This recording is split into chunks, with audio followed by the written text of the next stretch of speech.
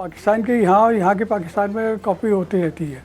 तो उसके कुरान में ख़ास तौर से कि वहाँ ताज कंपनी ने काफ़ी काम किया उसके ऊपर, तो नए नए नुस्खे निकाले उन्होंने, तो उसकी वजह से वो यहाँ भी पॉपुलर हुआ और यहाँ छापते हैं उसको। पाकिस्तान के मतलब फॉरेन पॉलिसी, गवर्नमेंट के पॉलिसी की वजह से हम वहाँ से इंपोर्ट नहीं कर सकते थे, इसकी वजह से हमें यहाँ छापना पड़ा।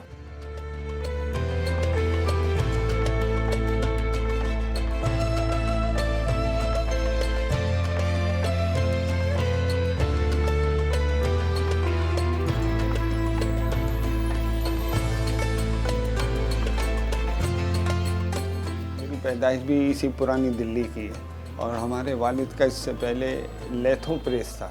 उस वक्त ऑफसेट नहीं थी, इंडिया में भी नहीं थी।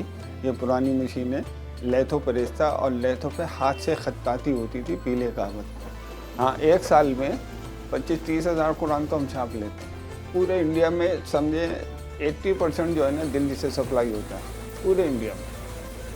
बाहर इतना नहीं छपता जितना दिल्ली से छप के जाता है। और दूसरी और भी मजहबी किताबें, आला हजरत का तर्जुमा है, वो भी छपता है यहाँ पे। अब उसकी तादाद ज़्यादा हो गई मौलाना शैफ अली थानवी के मुकाबले में।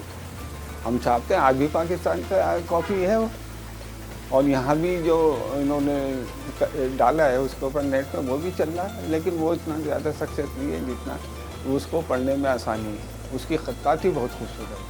पाकिस्तान में एक ताज कंपनी, उन्होंने कुरान छापा, वो मुअर्रा कुरान है कहलाता है और उसका नंबर दिया है उसके ऊपर, नंबर 3। ऐसे ही एक तर्जुमे वाला है, उसका नंबर है 81।